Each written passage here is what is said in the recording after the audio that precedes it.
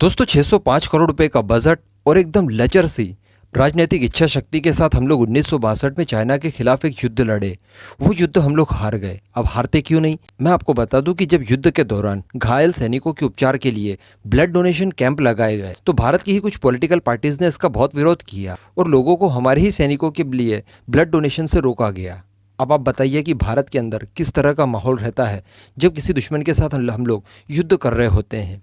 आपने अक्सर सुना होगा कि एलएसी से सटे इलाकों में चाइना का इंफ्रास्ट्रक्चर भारत के इंफ्रास्ट्रक्चर की तुलना में बहुत हाई है। उसके पास पर्याप्त मात्रा में सड़कें हैं, पर्याप्त मात्रा में ब्रिजेस हैं। वो एक स्थान से दूसरे स्थान तक अपने सैनिकों को या फिर सैन्य साजो सामान को पहुंचा सकता है और यही चीज़ की कमी हमारे पास है।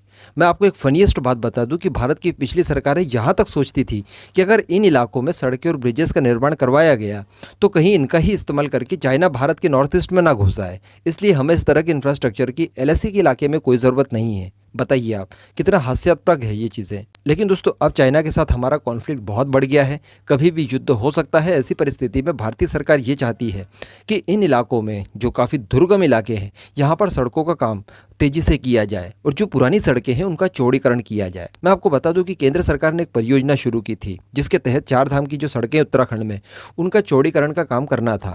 ऋषिकेश जाने वाली सड़कें, गंगोत्री, यमुनोत्री और बद्रीनाथ जी जाने वाली सड़कें, इनके चौड़ीकरण का काम करना था, जिससे होता यह कि 4 धाम आप बड़ी आसानी से पहुंच जाते। दूसरी बात, यहाँ पर रहने वाले लोग बड़ी आसानी से मुख्य धारा से जुड़ सकते थे। दूसरी बात, इन्हीं सड़कों का इस्तेमाल करके हम हमारे सैन्य सामान और हमारे सैनिकों के लिए रसद वगैरह बड़ी आसानी से एलएसी वाले इलाके में पहुंचा सकते हैं, क्योंकि आप जानते हैं कि उत्तराखंड में भी माहौल बहुत गर्म है। उत्तराखंड की भी कई सारी टेरिटरीज को चाइना क्लेम करता है। ऐसी परिस्थिति में कोई युद्ध हो जाता है तो उत्तराखंड से भी हमें डिफेंसिव होना और ऑफेंसिव होना दोनों ही चीज़ें ज़रूरी है। अब दोस्तों यहाँ पर भारत सरकार ने सड़कों का जब चौड़ीकरण शुरू किया तो कुछ एनजीओस ने यहाँ पर जनहित याचिकाएं दायर की इस सड़क चौड़ीकरण के खिलाफ, और ये कहा गया कि ऐसा करना पर्यावरण के लिए सही नहीं होगा, क्योंकि सड़क चौड़ी करने के लिए आप कई सारे पेड़ काटेंगे जिससे बाद में लैंडस्लाइड वगैरह होंगे जो कि काफ़ी खतरनाक होंगे। और यहाँ पर मैं आपको बता दूं कि सुप्रीम कोर्ट ने इनकी बातें मान भी ली और सरकार को ये आदेश दिया। एक्चुअली इस परियोजना के ऊपर स्टे लगा दिया गया और ये कहा गया, एक संशोधन करके कहा गया कि आप 10 मीटर तक नहीं, जो आप चाहते हैं कि 10 मीटर तक सड़कें चौड़ी हो जाए तो आप 10 मीटर तक ना करके 5 मीटर तक सड़कें चौड़ी कर लीजिए। लेकिन दोस्तों अभी केंद्र सरकार दोबारा सुप्रीम कोर्ट के पास गई है और माननीय सुप्रीम कोर्ट से ये गुहार लगाई है कि आप इस स्टे को हटा दीजिए और सड़कों के चौड़ीकरण का काम लगातार हमें करने दीजिए। अगर ऐसा नहीं हुआ तो हम लोग 1962 जैसी परिस्थिति में फंस सकते हैं, क्योंकि चाइना का अग्रेशन भारत के खिलाफ बहुत बढ़ रहा है। ऐसी परिस्थिति में चाइना के साथ कोई युद्ध हो सकता है और चाइना से युद्ध करने के लिए और उससे युद्ध जीतने के लिए हमें हमारे भारी भरकम मिसाइलें और रॉकेट लॉन्चर्स वगैरह एलएसी तक पहुँचाने पड़ेंगे, जो कि हम लोग सड़क चौड़ी न होने की वजह से नहीं पहुँचा पा रहे हैं। एक्चुअली इस समय पूरी दुनिया इन बातों को देख रही है, सुन रही है कि भारत की सरकार खुद ये कहने के लिए मजबूर है कि हमारी जो मिसाइल है, जो ब्रह्मोस मिसाइल है हमारी, वो 12 मीटर तक लंबी है। जो उसका लॉन्चर्स वगैरह है वो काफ़ी लंबा है। इनको कैरी करने के लिए काफ़ी भारी भरकम ट्रक्स का इस्तेमाल करना होता है और इन ट्रक्स को इन सकड़ी सड़कों के ऊपर ले जाना पॉसिबल नहीं है। तो ऐसी परिस्थिति में हमारे पास सारा कुछ सामान होगा चीन को काउंटर करने के लिए, लेकिन हम उनका इस्तेमाल नहीं कर पाएंगे।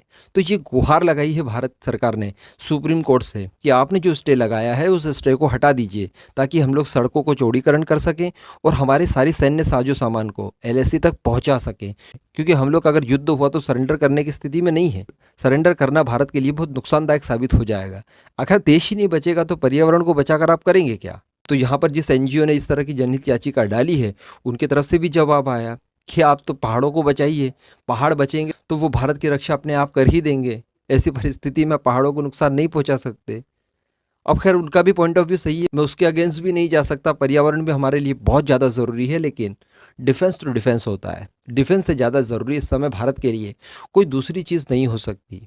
वैसे यहाँ पर माननीय सुप्रीम कोर्ट हम सबसे ज़्यादा समझ रखते हैं, वो जो भी फैसला लेंगे वो भारत के हित में ही होगा। लेकिन मैं चाहता हूँ कि यहाँ पर सरकार को सड़क चौड़ीकरण का आदेश दे दिया जाए, ताकि हम हमारा सैन्य साजो सामान बड़ी आसानी से चाइना तक पहुँचा दें। वरना फिर बाद में हम लोग ये रोते फिरेंगे, यार हमारे पास तो इंफ्रास्ट्रक्चर ही नहीं है, हमारी सरकारें कर क्या रही थी, अब वो कर रही है तो रोक क्यों रहे हो भाई।